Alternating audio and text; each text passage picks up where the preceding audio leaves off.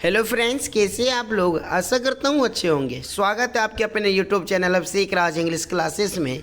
और आज हम लोग डिस्कस करने वाले हैं क्लास 8 की हिंदी और क्लास 10th वालों के लिए नन हिंदी का पहला चैप्टर तू जिंदा है। तो यह एक कविता है और इसके रचयिता है शंकर शैलेंद्र। इसका क्वेश्चन आंसर आपकी बुक में तो नहीं दिया है, लेकिन बिहार बोर्ड ने कई बार इस चैप्टर से क्वेश्चन आंसर उठाए हैं। तो ये क्वेश्चन आंसर आपके लिए बहुत इंपॉर्टेंट है। तो आइए बिना टाइम वेस्ट किए हुए हम लोग बढ़ेंगे अपने पहले क्वेश्चन की ओर। और पहला क्वेश्चन आपके स्क्रीन पर इस प्रकार है। पहला क्वेश्चन है, तू जिंदा है तो शीर्षक कविता में कवि का नाम क्या है और इस कविता के द्वारा क्या प्रकट किया गया है? तो ध्यान रखिएगा, इसका आंसर हम लोग देंगे तू जिंदा है तो शीर्षक कविता में कवि का नाम शंकर शैलेंद्र है और इस कविता के द्वारा कवि गहरे जीवन राग एवं उत्साह को प्रकट किए हैं। कितना सटीक आंसर है, इसको ज़रूर याद कर लीजिएगा कि तू जिंदा है तो शीर्षक कविता में कवि का नाम शंकर शैलेंद्र है और इस कविता के द्वारा कवि जो है गहरे जीवन राग एवं उत्साह को क्या किए हैं?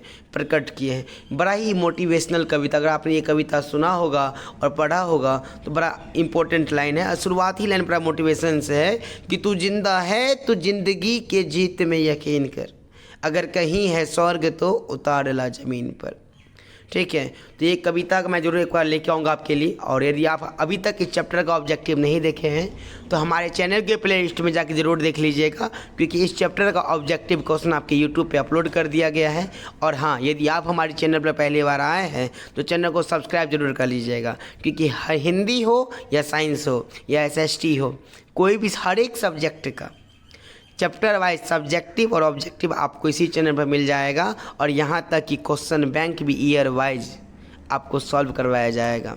ठीक है, तो आइए बिना टाइम वेस्ट किए बढ़े दूसरे क्वेश्चन की ओर। दूसरा क्वेश्चन ये रहा, दूसरा क्वेश्चन हमारे स्क्रीन पे ये रहा जी। जमी के पेट में पली अगन, पले है जल जले, टिके न टिक सकेंगे भूख रोग के स्वराज ये। इस पंक्ति का अर्थ लिखे। देखिए, पहले तो हम लोग को हेडिंग देना है। हेडिंग माने समझते हैं ना, ये सबसे पहले आपको हेडिंग देना है कि कविता का ये लाइन कहाँ से लिया गया है, ये मैं किस लाइन को लिखने वाले कौन है।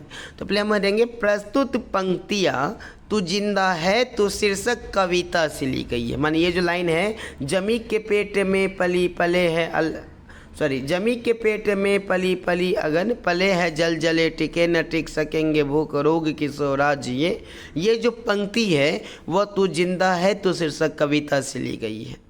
यह कविता हिंदी के प्रमुख कवि शंकर शैलेंद्र के द्वारा रचित है।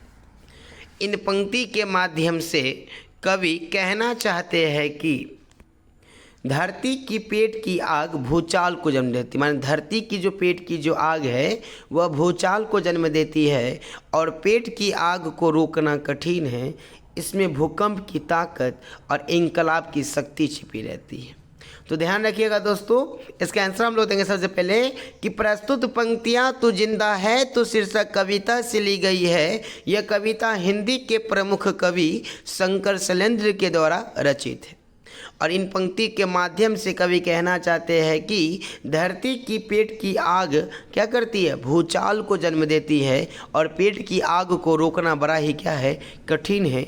इसमें भूकंप की ताकत और इंकलाब की शक्ति छिपी रहती है।